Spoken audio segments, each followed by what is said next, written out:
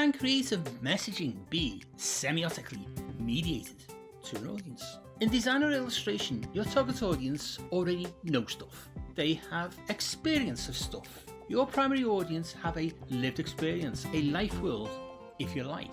They are your knowledge agents. Once you have the audience's attention, you can reference their stuff in your visual language to semiotically impart deeper meaning back to them.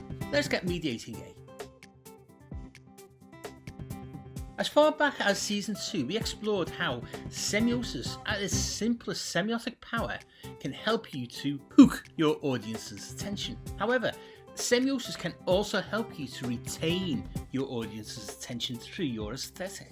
Then, with retained attention, you can then semiotically mediate deeper meaning to be perceived and interpreted. In this 16th episode of Semiosis 101 Season 4, we focus on semiotically retaining audience attention and mediating meaning.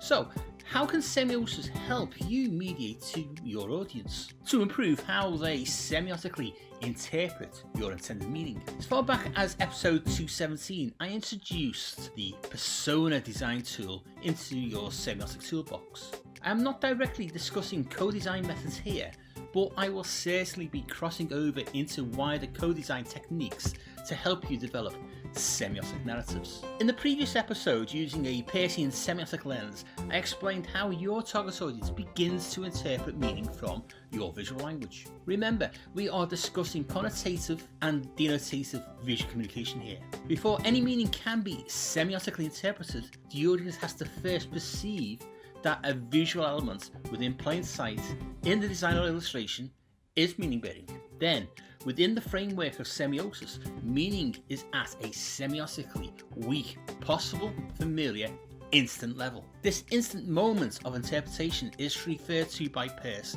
as a Qualisign. Once perceived as meaning bearing, the audience's interpretation is mediated across 3 semiotic sign classes.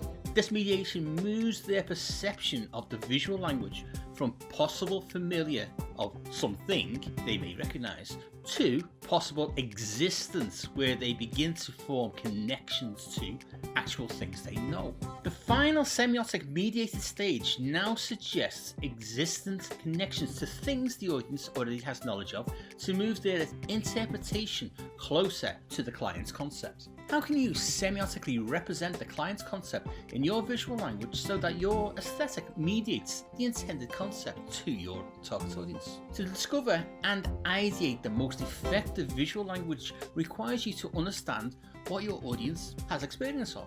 Abductive reasoning in the form of a working hypothesis, referred to as the logic of design, helps you to achieve that.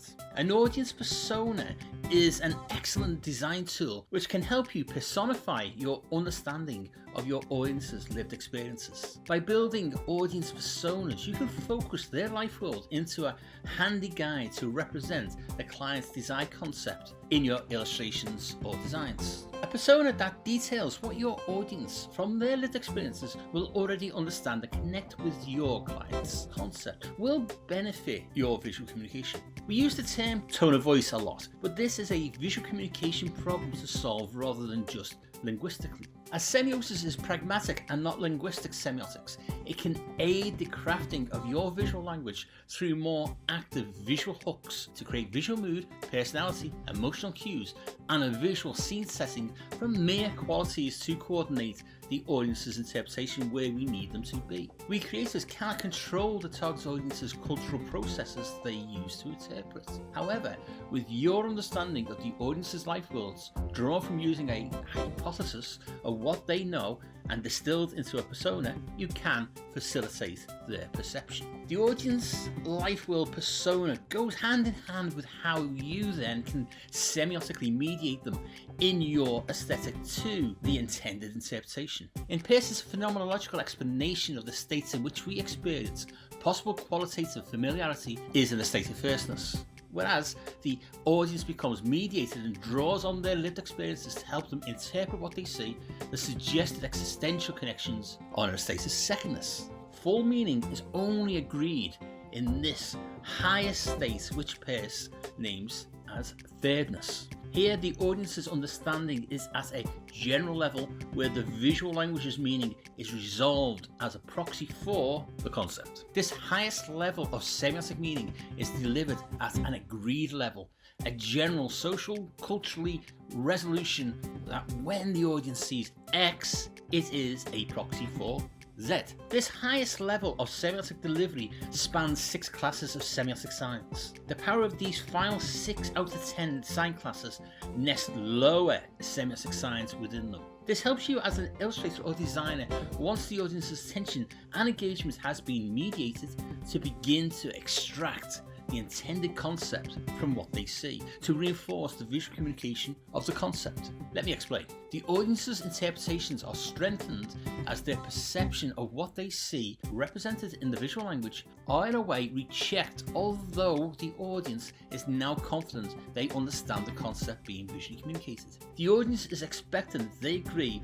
what is being visually communicated connotatively, however the semiotic signs help them subconsciously to double check their interpretations. This agreement level is socio-culturally learned. Peirce calls this delivery of agreed meaning as a legi sign. Legi as in law. Within these sign classes, the semiotic signs facilitate the audience to move from qualitative, possible familiar interpretations to mediated interpretations, from possible existence to suggested existence. Once the audience are able to interpret agreed meaning at these levels, they are ready to agree what they see are now proxies for the concept. To interpret at this highest level, their perception moves from the possible through the suggested until they socially, culturally learn to resolve what they generally perceive is the concept. Or if you want to read more about this, then check out the Semiosis 101 semiotic resource on Ghost. Link is below in the description. So, all that theory is nice. Well done me, but how do you enable that perception? Let us return to our audience persona, abstracted into a personification of what your target audience already understands. If you want to connotatively visually communicate your client's concept through your aesthetic, then qualitatively understanding what your audience generally associates with that concept will be beneficial. Yes, this persona is drawn from what your working hypothesis reveals through employing abductive reasoning. This second order thinking approach of what your audience qualitatively associates with what you need to visually communicate affords you insights to hook and retain attention, thus aligning their interpretation with your intended concept. The semiotic audience persona does not focus on marketees, demographics. Rather, it focuses on your audience's qualitative associations they already have to your intended concept. This is essentially providing you with a semiotic narrative to see how they will probably interpret. Klaus Krippendorff makes several useful statements about narratives in the creative process. To quickly paraphrase, Krippendorff observes that narratives are human creations, and so is design. Narratives are essentially cooperative constructions, told in the expectation of being understood, and enable narrators and listeners to make sense of their worlds. By constructing a qualitative audience persona as a semiotic narrative, you create a general narrative to help yourself make sense of their worlds. In doing so, you are recalibrating your ideation prep through another small development in your semiotic mindset. As I have said earlier, you may never meet your audience to interview them. Rather, through research and abductive reasoning, the logical design, you are qualitatively inquiring into what lived experience insights you can semiotically hack. These qualitative insights can enhance your visual language. Your creative ability to visually communicate with even a few qualitative insights from your audience will benefit your visual language choices. Whereas previously you may have selected a certain colour palette from personal preference, a distilled semiotic narrative can reveal subtle social-cultural nuances that will enhance audience perceptions. If not colour, then line, shapes, textures, etc. I am focusing on your initial visual communication building blocks that, when composed, build more complex meaning. In the next episode, we will explore this theme further. Remember to subscribe to Semiosis 101 on YouTube to be notified when the next free episode is published, or become a Semiosis 101 producer on Patreon and watch all future episodes months ahead of YouTube, and get other exclusive Patreon-only content and a named producer credit on future episodes. See you all again for the next Semiosis 101 episode. Semiosis 101 is unique in helping illustrators and designers to semiotically enhance your visual communication skills. One designer-centric semiotic video at a time. Remember to hit subscribe to be notified when the next episode hits.